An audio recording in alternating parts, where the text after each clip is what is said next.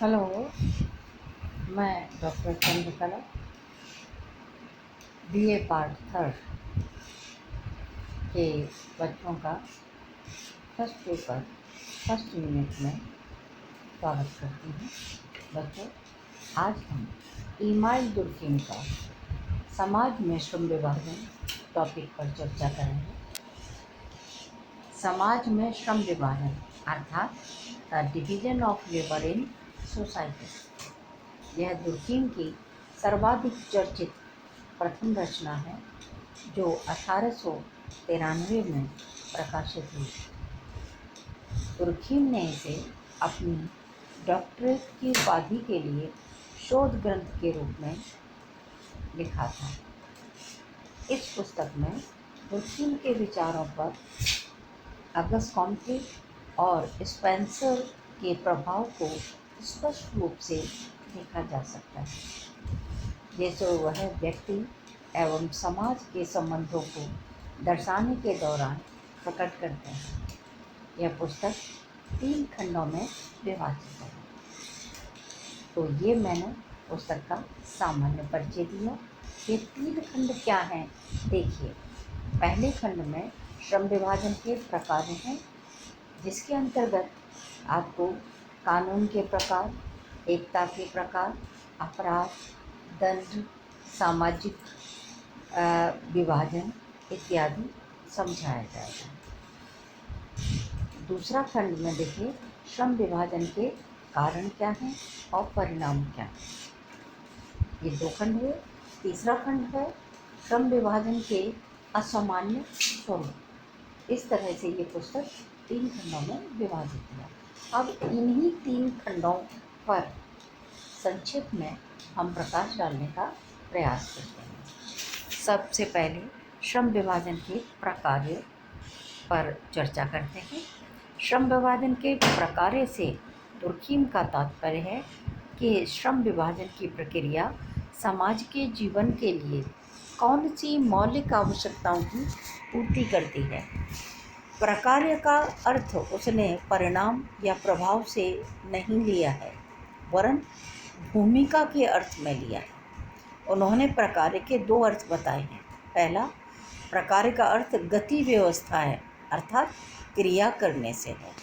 दूसरा, क्रिया द्वारा पूर्ण होने वाली आवश्यकता से है। तो बच्चों, दुर्कheim ने प्रकार्य शब्द का प्रयोग दूसरे अर्थ में किया है। ठीक है।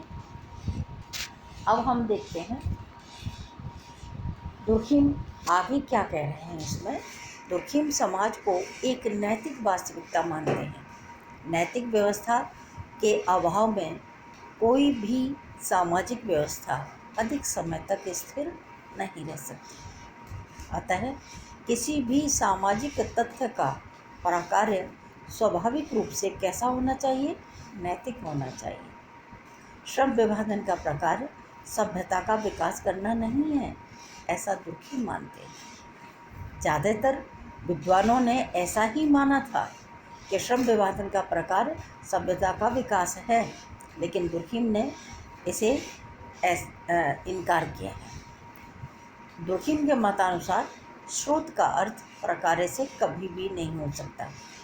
सुखों की वृद्धि या भौतिक प्रगति श्रम विभाजन के फलस्वरूप होती है, इसलिए वे इसके परिणाम हैं, प्रकार्य नहीं। और प्रकार्य परिणाम हैं, प्रकार्य नहीं। प्रकार्य परिणाम नहीं होता है। दुर्कheim ने सभ्यता के विकास में 3 विकास को शामिल किया है। वे हैं नंबर 1 औद्योगिक या आर्थिक विकास, दूसरा है कलात्मक विकास और तीसरा है वैज्ञानिक विकास। अब बच्चों, श्रम विभाजन का महत्व बहुत अधिक है समाज के लिए। श्रम विभाजन का प्रकार समाज में नवीन समूहों का निर्माण करना है और उनकी एकता को बढ़ाना है। बिना एकता के कोई भी समाज प्रगति नहीं कर सकता। श्रम विभाजन एकता कैसे पैदा करता है, उसे उन्होंने एक उदाहरण के द्वारा समझाया है। हमारे अंदर चाहे कितने ही गुण हों, फिर भी हम में कोई न कोई अभाव अवश्य होता है, और हम में से सर्वोत्तम भी अपनी कमी को महसूस करते हैं।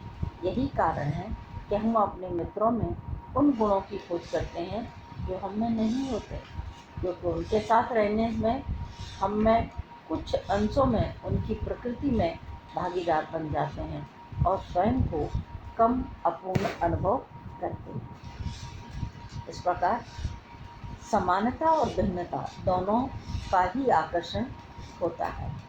बुर्किन ने वैवाहिक एकता एवं स्त्री पुरुष की एकता को भी श्रम विभाजन के द्वारा समझाने का प्रयास किया है। अब इसमें देखिए, कानून एवं एकता इस तरह से है। श्रम विभाजन में दमनकारी कानून और प्रतिकारी कानून, इन दोनों का के रूप में ही उन्होंने इसको समझाया है। दमनकारी कानून आगे जाकर के सार्वजनिक कानून है। इनमें व्यक्ति राज्य के संबंध का नियमन होता है और इन्हें फिर दो भागों में डिवाइड किया उन्होंने, दंडकारी कानून और व्यापक कानून। अब दूसरी साइड में आते हैं और दूसरे प्रतिकारी कानून। इनमें क्या होता है, व्यक्तियों के परस्पर संबंधों में उत्पन्न असंतुलन को सामान्य किया जाता है। और इसके अंतर्गत क्या क्या आते हैं, दीवानी कानून, व्यवसायिक कानून, संवैधानिक कानून और प्रशासनिक कानून। अब देखिए, दमनकारी कानून जहाँ हैं वे सरल समाज, ग्रामीण छोटे छोटे गांव हैं, जनजातीय समाज हैं, वो इसमें आएंगे। प्रतिकारी कानून जहाँ पाए जाते हैं वे आज के विकसित मेट्रोपॉलिटन सिटी, नगर, महानगर इत्यादि वाले समाज आ जाएंगे। तो बच्चों, आज यहाँ पर हम विराम लेते हैं और आगे की